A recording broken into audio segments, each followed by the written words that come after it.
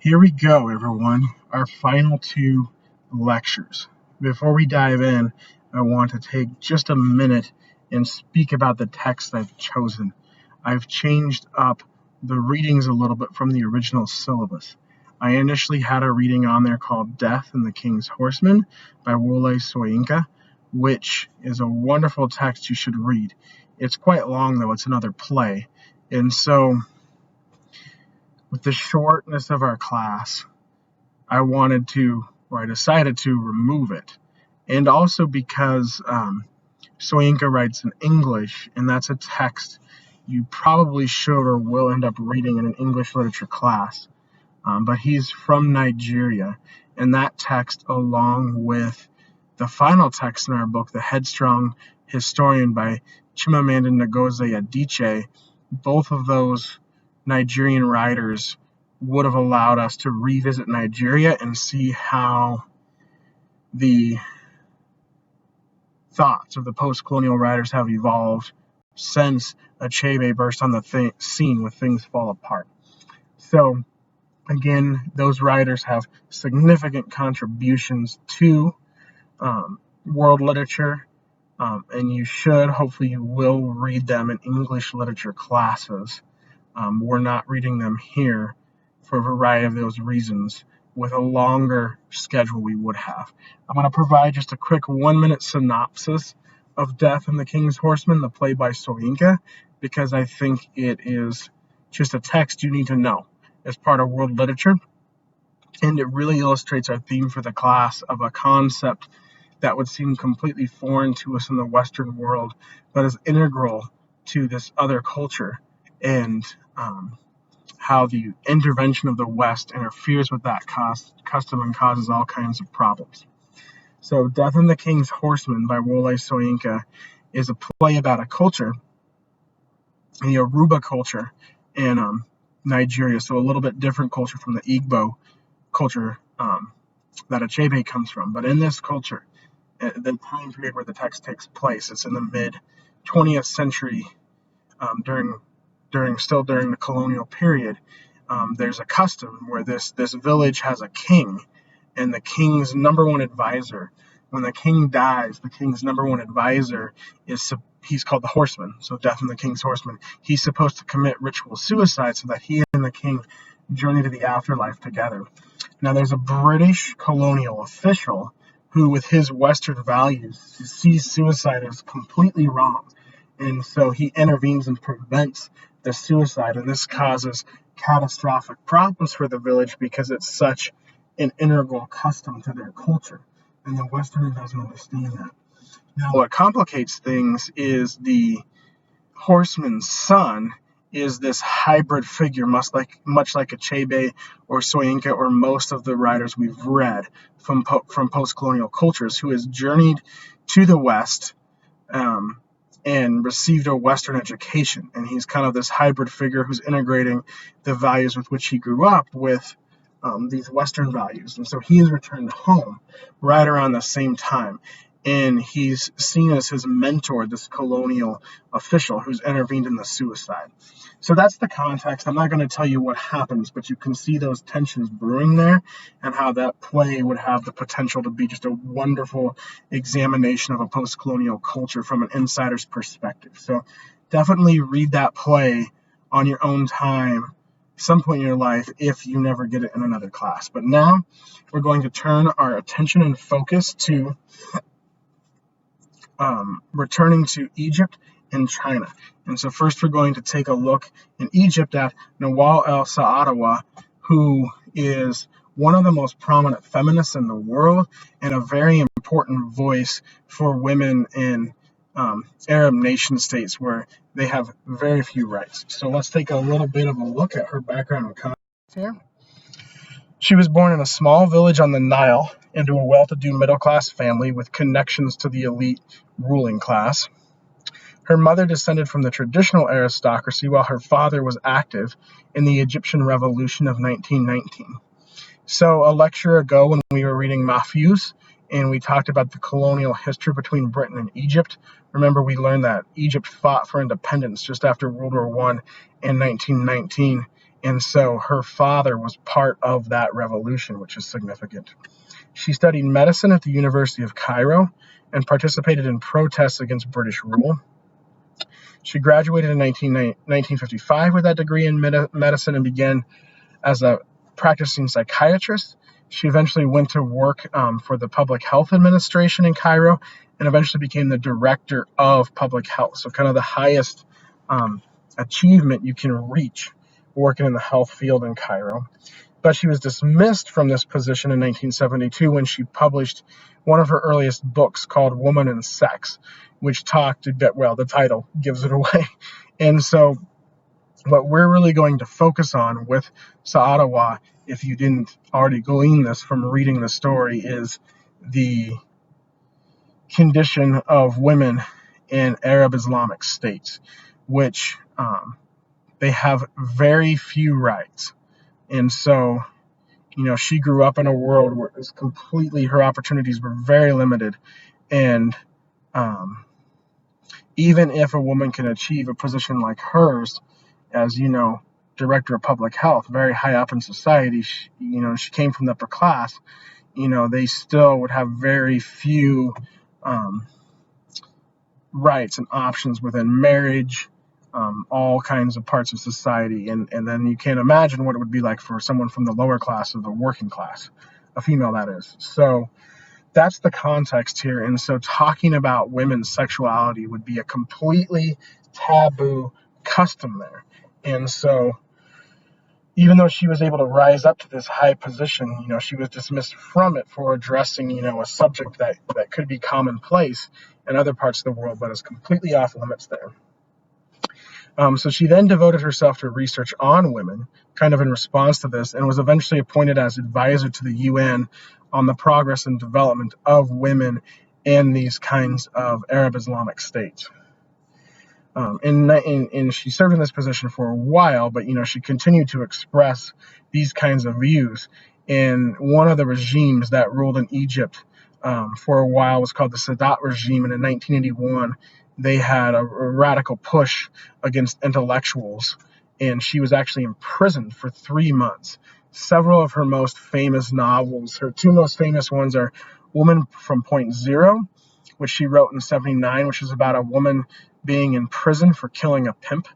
And then this one is her second most famous, The Fall of a Mom, from 1987, which she wrote after her own experiences in prison and is directly based on her own experiences in prison.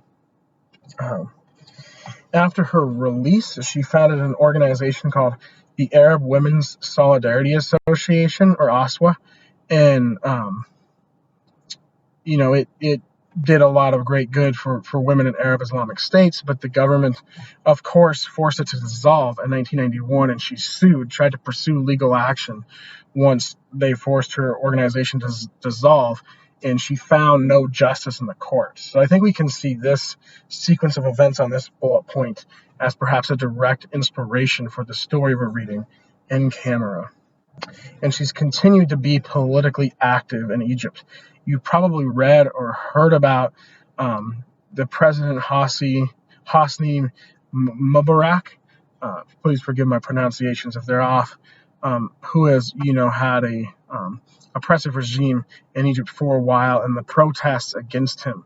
He was actually policing kind of the information, the media that was allowed to come out of Egypt in the 2010s, and there was, because of social media, people were able to get word out. So she joined in the protests, and even though she's rather old now, born in 1935, she became a symbol of hope for the younger generations who were part of these protests against the current president, or the president of that time, but within the last 10 years in Egypt. And so you probably have heard some about that since it happened so recently, and so now you also then know she was part of that, which is, kind of a cool connection. As I talked about, these final writers, who most of them are still alive, writing things more recently, we can see how their texts are often direct response into events we're either very familiar with, or perhaps in some cases, especially for me, actually lived through or lived to see or took part in the world while we are alive. So there's some background on Sa'adawa, and we can really see how her perspective has influenced her text. Um, these should be flying points. I apologize. So some of the threads we're going to look at when we do a close reading of Enkam are her disorienting writing style. So think of Silko and how when we read Yellow Woman, it was kind of hard to follow the events precisely. I have had to teach that story 5 or 6 times over the years to be able to piece together the events exactly as they happen. It's not quite to that extent here, but we have a similar writing effect, and I think that's very intentional because this woman has been tortured, raped. Now she's on trial in front of all of these people. So I think we should be disoriented to have even just a glimpse into what her experience has been like. And so the audience should not experience the narrative in a straightforward, traditionally realist style, but through an extreme realism that helps illustrate the plight of Arab women. The second point here is dehumanization, which is so often a part of the rhetoric that justifies imperialism and the oppression of women or the oppression of all kinds of people throughout the world, which is to say, because of something to do with this person's natural being, for instance, just being born a woman, they are inferior to the point of being less than human so that we can treat them as less than human. You can't justify rape, torture, and unjust trial and persecution without thinking that individual is less than human. And so this is really a guiding principle of the text. And you'll see we have here a fictional kingdom that mirrors many real nation states. And you'll see that a lot of what revolves around this text is the idea of the leader, who we never see and don't really know much about, but the leader, the king of this nation state, in order to stay in power and have that kind of totalitarian power, he has to limit the human rights of individuals within that kingdom, which means dehumanizing them. And women are a prime target of his dehumanization.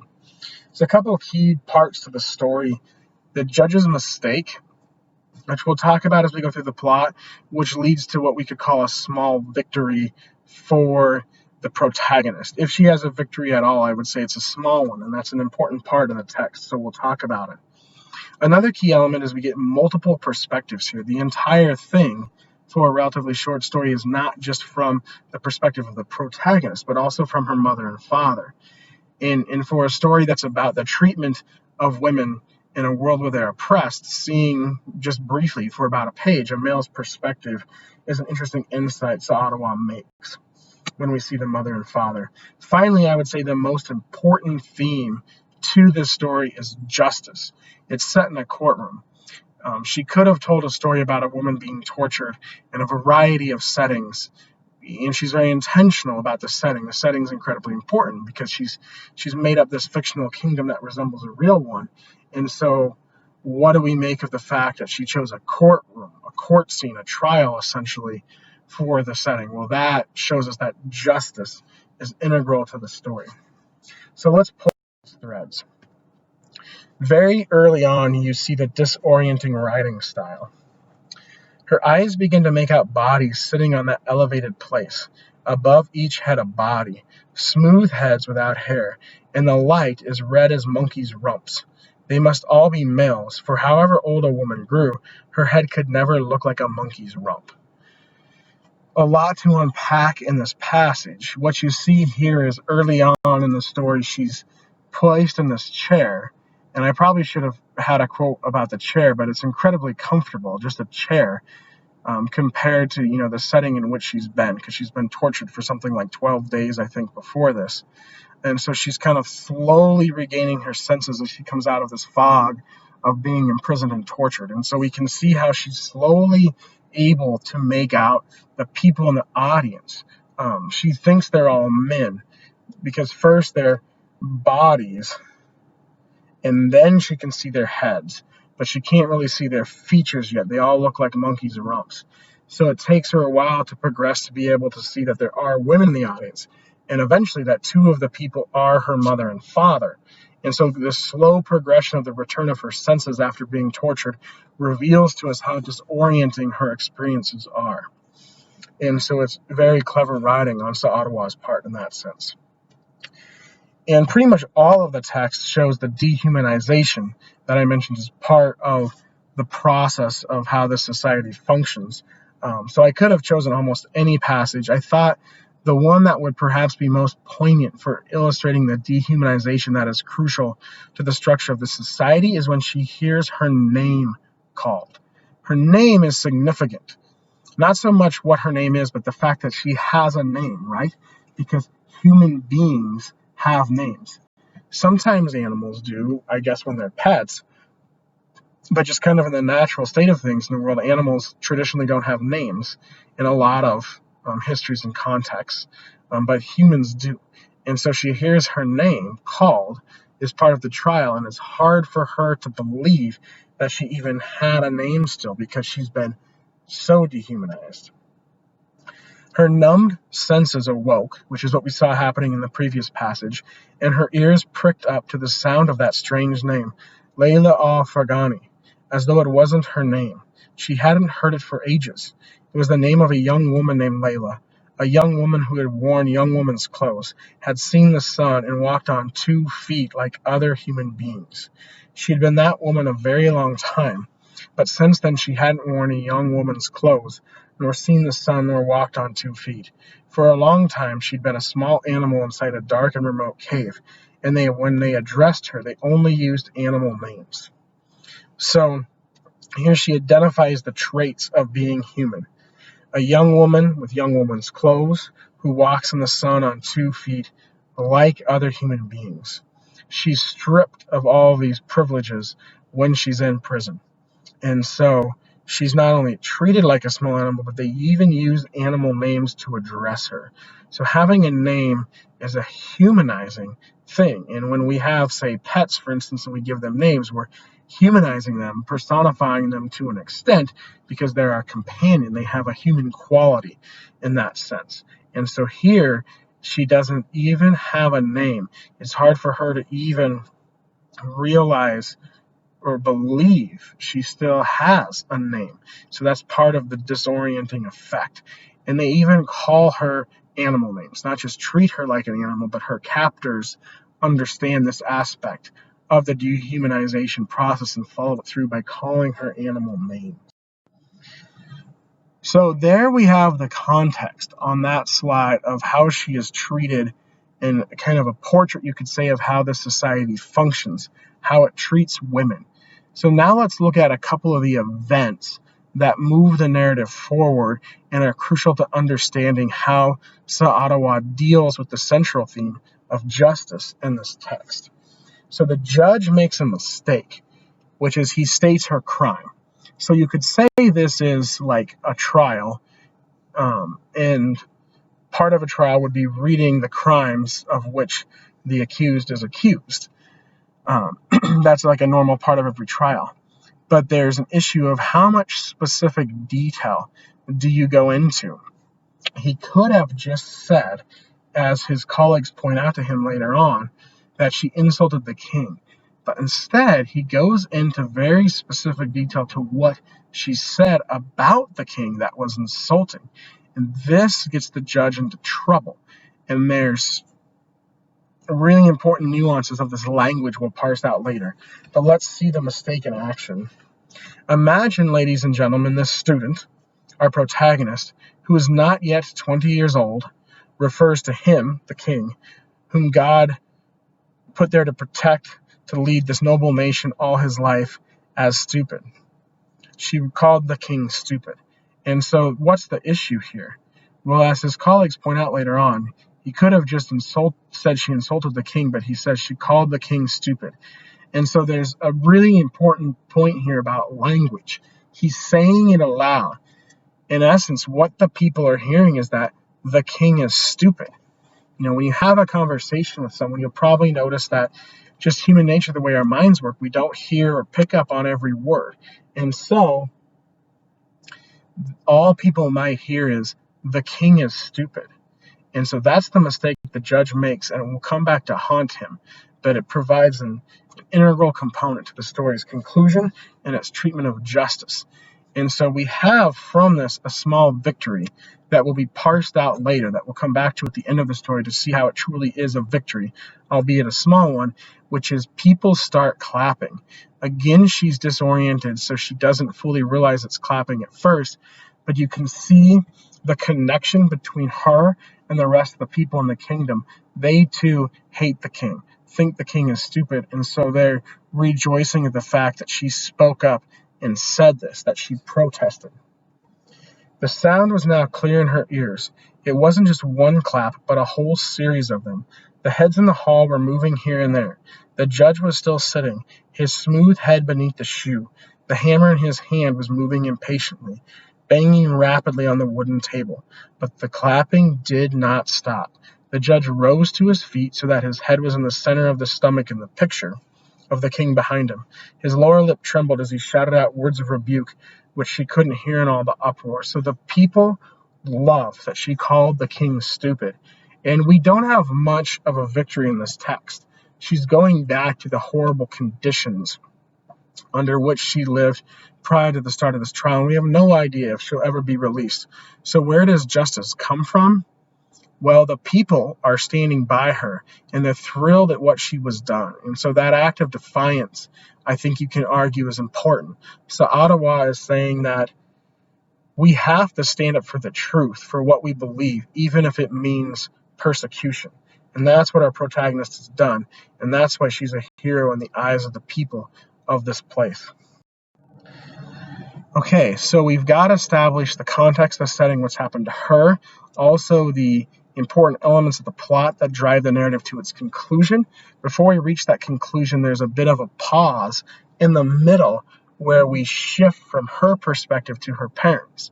And it's very interesting. It goes from her perspective to her mother's, back to hers, to her father's, back to hers, and then to the judge and his colleagues in chambers discussing the outcome. So it's an interesting structure there.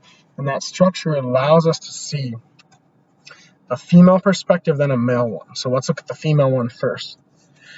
When I gave birth to you, your grandmother pursed her lips in sorrow and said, "A girl? And ugly too, a double catastrophe." I tensed my stomach muscles to close off my womb to the pain and the blood, and breathing with difficulty, for your birth had been hard, and I suffered as though I'd given birth to a mountain. I said to her, "She's more precious to me than the whole world." So her mother sees the suffering here, and her heart just leaps out to her daughter. And why talk about the process of giving birth? Well, it shows that mother and child are inextricably linked in a way father and child potentially never can be. And that's important here, as we'll see when we shift to the father's perspective. They both sympathize with her, are concerned with her, and it's killing them to see their daughter this way, but there's a different emphasis in each of their passages where we see the connection between them and their daughter. And there's one other thing to mention here that's really important, which is what her grandmother's reaction is when she was born. A girl, and ugly too, a double catastrophe. So why is it a catastrophe? Well, because of the treatment of women in these kinds of societies. Well, I should say that treatment exists because men are, upheld as being the superior gender, essentially, in these societies. And so Ottawa's comment on that she makes in one of her essays is, "I had been born a female in a world that wanted only males." And so we see this reflected in the text. The protagonist is born a female in a world that wanted only males. I think that statement really shows us why the structures of this society are so problematic in terms of the treatment of women. Women have been mistreated all over the world since essentially the beginning of time, but we see it's particularly harsh in this environment through this statement. To build on that, let's look at the father's perspective. There's a couple of quotes I could have used, and an earlier quote shows that he is very concerned for her. He cares for her and doesn't want her to be suffering. So we have to give him some credit.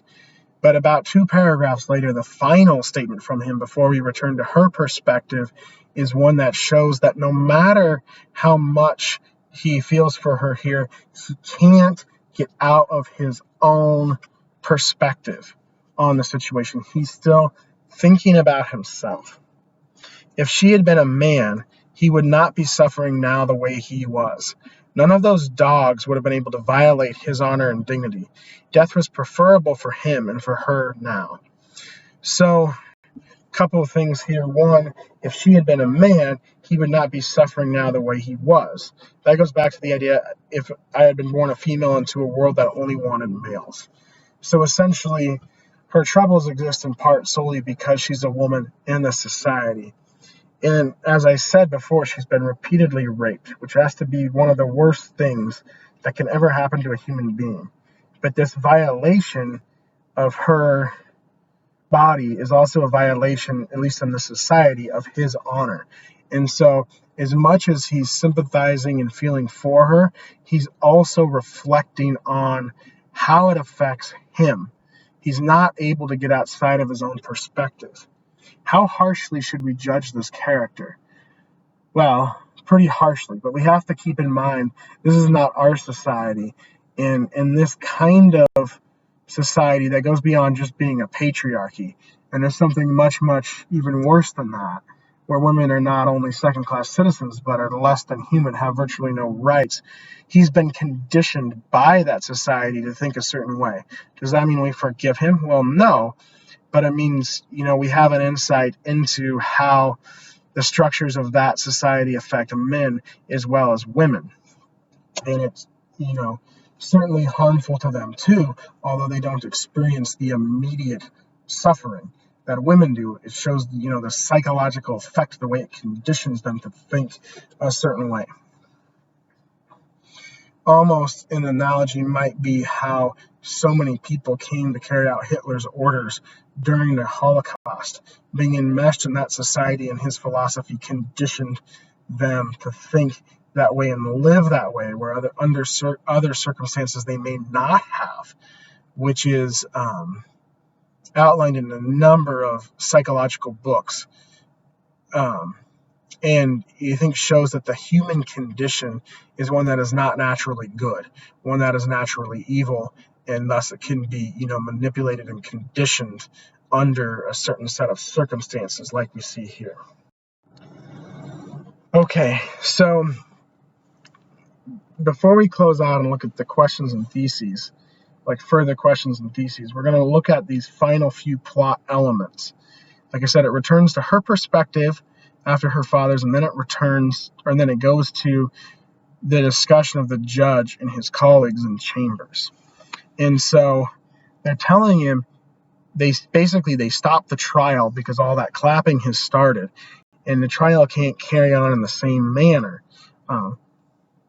And they say it's because you said in public what is said in private, and it was more like confirming a fact than proving an accusation. So the goal of a trial, right, from the prosecutor's perspective, is to prove the accusation against the defendant.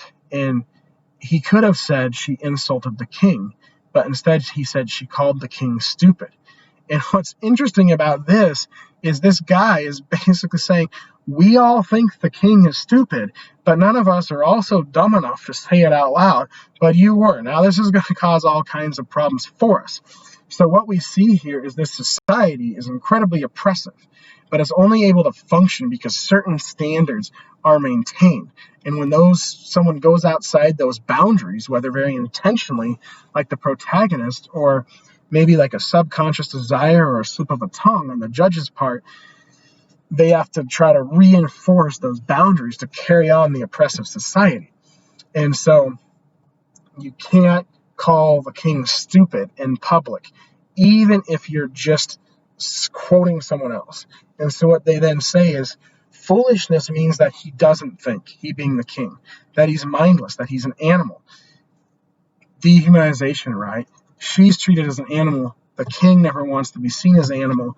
If people say out loud he's stupid, he'll be seen as an animal. That's the worst thing you can call an ordinary man. So we have an intentional juxtaposition here with that passage earlier where she is called animal names. And all the more so if he's a ruler. You don't know rulers, Your Honor, but I know them well. Each of them fancies his brain to be better than any other man's. And it's not just a matter of fantasy, but of blind belief, like the belief in God. For the sake of this illusion, he can kill thousands. So there are many texts throughout history that paint portraits of what kings will do to maintain their power. One of the most famous examples, that is one of my favorite texts to teach another class, The 1001 Nights. The king marries another woman every night and kills her the next day, and Scheherazade doesn't have to marry him because she's an upper class, but does so that she can tell him a story with a to be continued, waiting for the conclusion the next night, putting herself in jeopardy to save all the other women in the kingdom.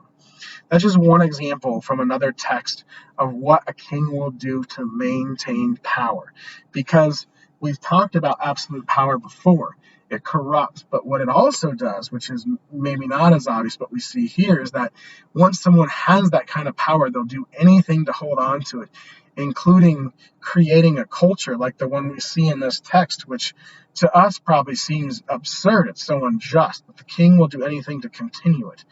And so things are not going to go well for this judge, suffice to say. And so what they have to then do is change the setting of the trial from a public setting to in camera, the title of the story, which means a private setting. And so she is taken back, assumingly to wherever she's being held for the in-camera trial to then proceed after that. And that's where our story ends. You could say in media res in the middle. We don't know how her trial turns out, but we can assume.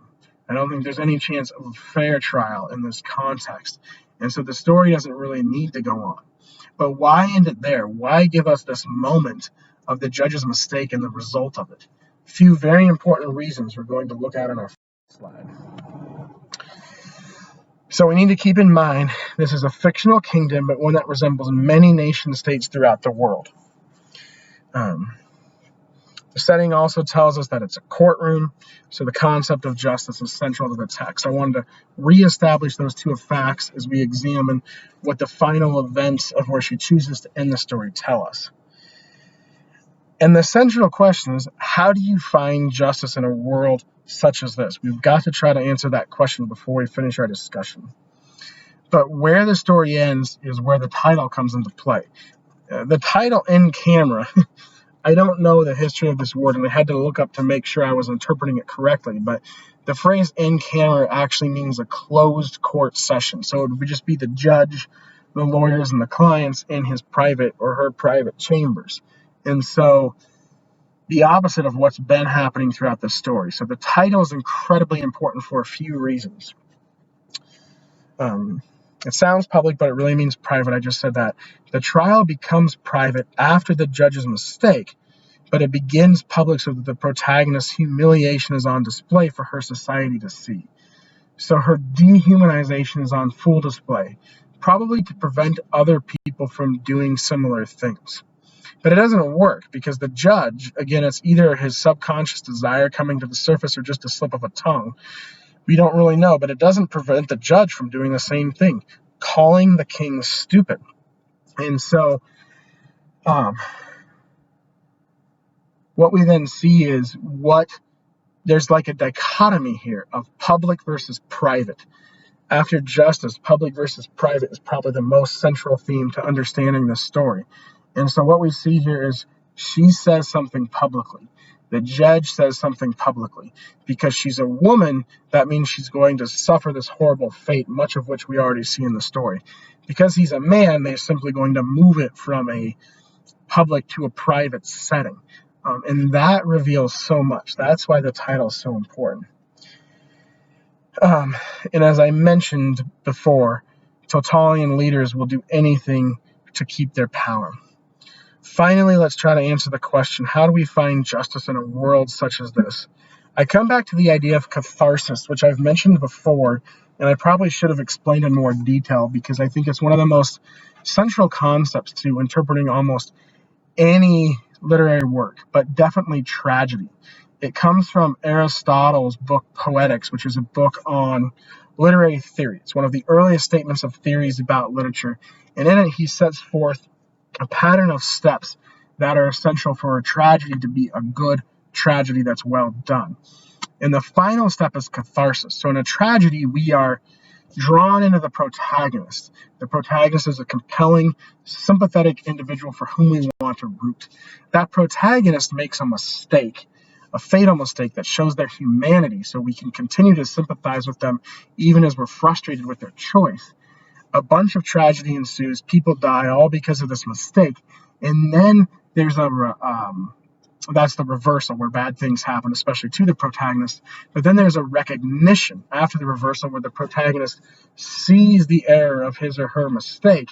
And in that moment, they receive a kind of redemption. We get a glimpse back into what made them a compelling protagonist. And then finally, they usually die or something, but there's a catharsis. The emotions we feel as we're compelled to love this character, we have emotions wrapped up in that. Their act of recognition purges, the word catharsis means purges those emotions. And so I think it's a worthwhile approach. And this is actually the approach I use when I teach my short fiction class, is to apply Aristotle's theory to all kinds of literary works, such as this one. And what we see when we do that is the best literary works, whether they have a traditionally happy ending or not, is they provide excellent catharsis, a purging of the emotions that are bound up in us from the beginning of the text, if it's a compelling enough text to draw us in. And I would certainly say this one is. And so we have a kind of redemption for us as readers and for the protagonist when those emotions are purged. And I think there's at least partial catharsis here. There's this moment of clapping that resonates, the sound of clapping we read earlier. And I think there's a sense of justice in that moment. The protagonist is going to suffer. But we've talked before about how suffering seems inevitable in the modern world, really all throughout history. But, that's been driven home to us through the events of the 20th and early 21st century. And so I think suffering is inevitable, but if we're going to suffer, what's the reason we're going to suffer? Perhaps calling the king stupid is a reason worth suffering, at least in a society like this one. And the clapping shows the solidarity of her society, even if they can't free her from her fate. And so it may not be a full catharsis. This is certainly a tragedy. So I think Aristotle's ideas apply here. And it's certainly a tragedy that consumes us, pulls us into the narrative. Our emotions are wrapped up in what happens to this protagonist. And I think that clapping is at least partially cathartic. But what this text does so well is paint a picture for us through a fictional kingdom of what conditions are like for women in Arab Islamic states. And the writer herself certainly faced some potential punishments, even 3 months in prison, for writing exactly this kind of narrative. So it's a powerful piece of literature.